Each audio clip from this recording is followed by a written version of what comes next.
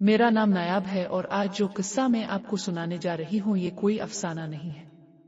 ये मेरी जिंदगी के वो सियाह और भयानक पन्ने हैं जिन्होंने मेरी रूह को झुलस कर रख दिया है। मैं एक पढ़ी लिखी और रोशन ख्याल लड़की थी जो जिन भूत को महज वहम समझती थी। मेरा ख्याल था कि इस जदीद दौर में मावराई किस्सों की कोई हकीकत कोई जगह नहीं है, मगर मैं गलत थी और कुदरत मुझे एक ऐसी हौलनाक हकीकत दिखाने वाली थी जो बयान से बाहर है। मेरी कहानी इस वक्त शुरू हुई जब मैंने फितरत के कुछ उनकहे उसूलों को पामाल किया था। हमारा घर शहर के एक पुरसुकून कोने में वाक़ था जिसका सहन बहुत बड़ा और कुशादा था। सहन के ऐन वस्त में मोतिया का एक कदीम और इंतहाई घना पौधा लगा हुआ था जो बरसों पुराना था। इस पौधे की शाखें इस कदर फैली हुई थीं कि वहां दिन में भी गहरा साया रहता था। मुझे बचपन ही से फूलों की खुशबू और खासकर मोतिया की महक से जुनूनी लगाव रहा था। जब भी शाम ढलती तो इस पौधे से उठने वाली खुशबू पूरे घर के दर और दीवार में बस जाती था। मेरी आदत बन चुकी थी कि मैं रात के अंधेरे में सह में बैठकर अपनी पढ़ाई करती था। दादी अम्मा मुझे अक्सर टोकती थीं कि नायाब बेटा, मगरिब के बाद बालों को खुला ना छोड़ा करो। वो कहती थीं कि रात को पौधों के पास जाना बलाओं को दावत देने के मुतरादिफ होता है। दादी का मानना था कि सफेद फूल और तेज खुशबू उन मखलूकात को बहुत पसंद होती है जो नजर नहीं आती। मैं हमेशा उनकी बातों पर हंसती और कहती कि दादी ये सब अब के पुराने जमाने के किस्से हैं।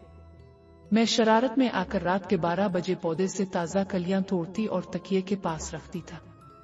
मुझे इल्म नहीं था कि मैं हर कुल्ली के साथ अपनी जिंदगी की बर्बादी का सौदा कर रही हूँ। एक रात जब चांद बादलों की ओट में छुपा हुआ था तो मैं सहन के बेंच पर अकेली बैठी था। अचानक मुझे महसूस हुआ जैसे पूरे सहन की हुआ साकित हो गई है और परिंदे खामोश हो गए हैं। पौधे के पत्ते जो लम्हा भर पहले हल रहे थे अब बिल्कुल साकित और पत्थर के हो गए थे। फिर एकदम फिजा में एक ऐसी मीठी और बोझल खुशबू फैली कि मेरा सर चकराने लगा। मैंने जब सामने घने पौधे की तरफ देखा तो वहां मुझे 2 नीली चमकती आंखें नजर आए। वो आंखें किसी जानवर की नहीं थीं बल्कि इनमें एक इंसानी कशिश और गुस्सा मौजूद था। मैं खौफ के मारे किताबें छोड़कर अपने कमरे की तरफ भाग गई, मगर वो सिहर मुझ पर तारी हो चुका था। इस हौलनाक रात के बाद से मुझे अजीब और गरीब और डरावने ख्वाब आना शुरू हो गए थे। ख्वाब में एक अजीम उलजुस्सा सिया उकाब आसमान से उतरता और मेरी खिड़की पर आकर बैठ जाता था। इस उकाब की आंखें बिल्कुल इसी तरह नीली और गहरी थीं जो मैंने सह में देखी थी। वो ख्वाब में मुझे अपना नाम पुकारता हुआ महसूस होता था, जैसे वो मुझे कहीं बुला रहा हो। मैं अक्सर उठ जाती और कमरे में मोतिया की तेज महक महसूस करती था। इसी दौरान यूनिवर्सिटी की तरफ से हमें एक हफ्ते के लिए मरी के ट्रिप पर ले जाया गया। मैं बहुत खुश थी कि शायद इस बहाने मेरा ज़हन उन डरावने ख्वाबों से आजाद हो जाएगा। मरी की बर्फानी हवाओं में घूमते हुए मैं वाकई सब कुछ भूलने की कोशिश कर रही था। एक शाम जब हम माल रोड की भीड़ में टहल रहे थे तो मैं अपनी सहेलियों से बिछड़ गई था। अचानक मेरे सामने एक बहुत ही वजीहा और सफेद लिबास में मलबूस नौजवान आकर खड़ा हो गया। इसके हाथ में मोतिया के ताजा फूलों के दर्जनों गजरे थे जो मरी की सर्दी में नामुमकिन था।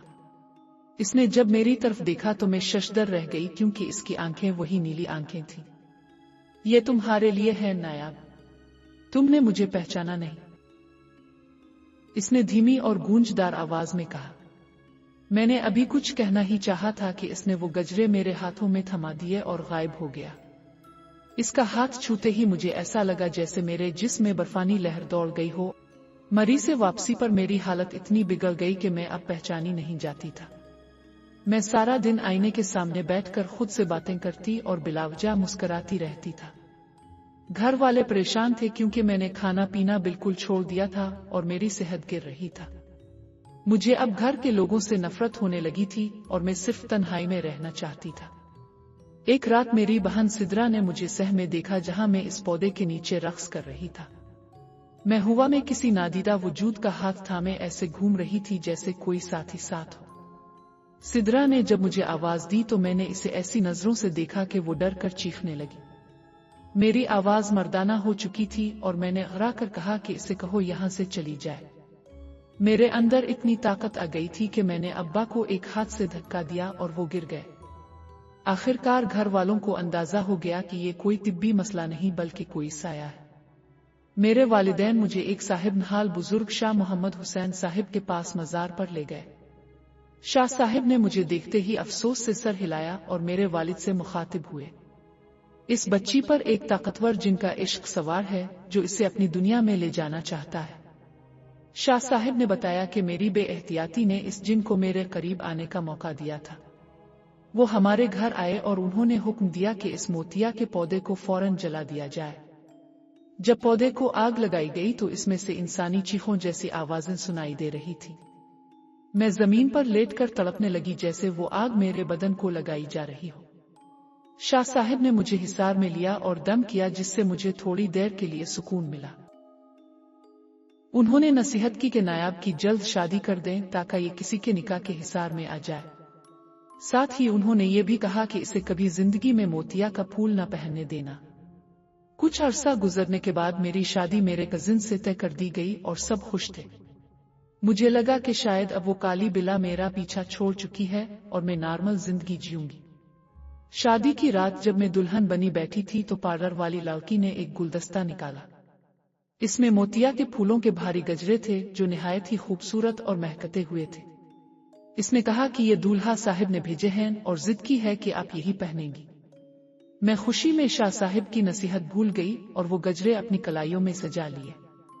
جیسے ہی وہ خوشبو مجھ تک پہنچی تو کمرے کا درجہ حرارت اچانک گر گیا اور اندھیرا چھا گیا۔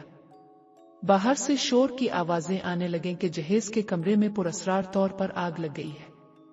پھر خبر آئی کہ بارات لاتے ہوئے دولہا کا ایکسیڈنٹ ہو گیا ہے اور وہ ہسپتال پہنچ چکا ہے۔ کمرے میں میرے سامنے وہی نیلی آنکھوں والا وجود ظاہر ہوا جو اب غصے سے لال ہو رہا تھا۔ اس نے دھاڑ کر کہا کہ تم صرف میری ہو اور میں تمہیں کسی اور کا نہیں ہونے دوں گا۔ گھر والے دوبارہ شاہ صاحب کو لے آئے کیونکہ حالات اب قابو سے باہر ہو چکے تھے۔ شاہ صاحب نے کمرے میں بیٹھ کر سخت ترین روحانی عمل شروع کیا اور جن کو حاضر کیا۔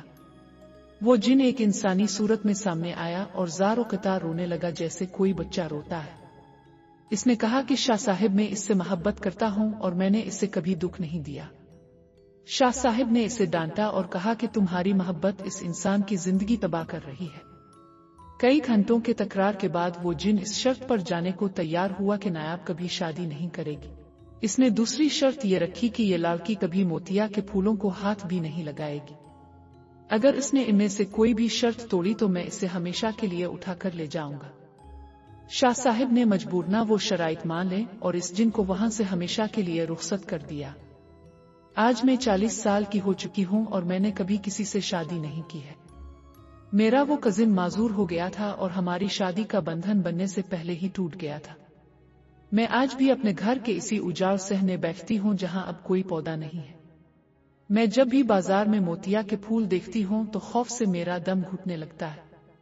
لوگ سمجھتے ہیں کہ میں کسی صدمے کا شکار ہوں مگر سچ صرف میں اور میرا رب جانتے ہیں۔ میں ہوش میں تو ہوں مگر میری روح اس جن کے حصار میں آج بھی قید ہے اور یہ میری سزا ہے۔ راوی کہتی ہے کہ نایاب کی کہانی سن کر مجھے احساس ہوا کہ عشق کتنا خوفناک ہو سکتا ہے۔ غلطی شاید اس جن کی تھی مگر اس کی پوری سزا ایک معصوم لڑکی کو بھگتنا پڑ رہی ہے۔ پیارے دوستو، نایاب کی یہ بیتی ہمیں زندگی کے ایک ایسے رخ سے آگاہ کرتی ہے جس سے ہم واقف نہیں ہیں۔ جنات اور ماورائی مخلوقات کا وجود برحق ہے اور ان سے متعلق احتیاط برتنا بہت ضروری ہے۔ ہمیں کبھی بھی بزرگوں کی باتوں کو محض توہم پرستی سمجھ کر نظر انداز نہیں کرنا چاہیے۔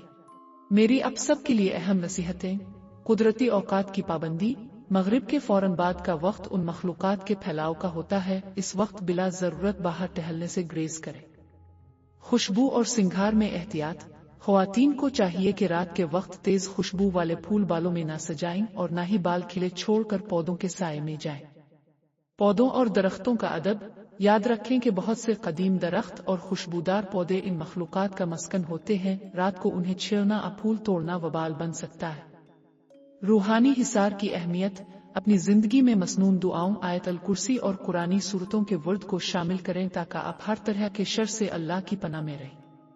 اگر آپ کو نایاب کی یہ بیتی پسند آئی ہے اور آپ چاہتے ہیں کہ میں ایسی مزید سچی اور لرزہ خیز کہانیاں آپ کے لیے لے کر آؤں تو ابھی اس ویڈیو کو لائک کریں۔ آپ کا ایک سبسکرائب ہمیں مزید محنت کرنے اور بہتر مواد لانے کی ہمت دیتا ہے۔ آپ کا بہت بہت شکریہ۔ کہ یا آپ کے پاس بھی ایسی کوئی اب بیتی یا پراسرار واقعہ ہے جو آپ کے ساتھ پیش آیا ہو؟ ہمیں کمنٹس میں اپنی رائے اور قصے سے ضرور آگاہ کریں۔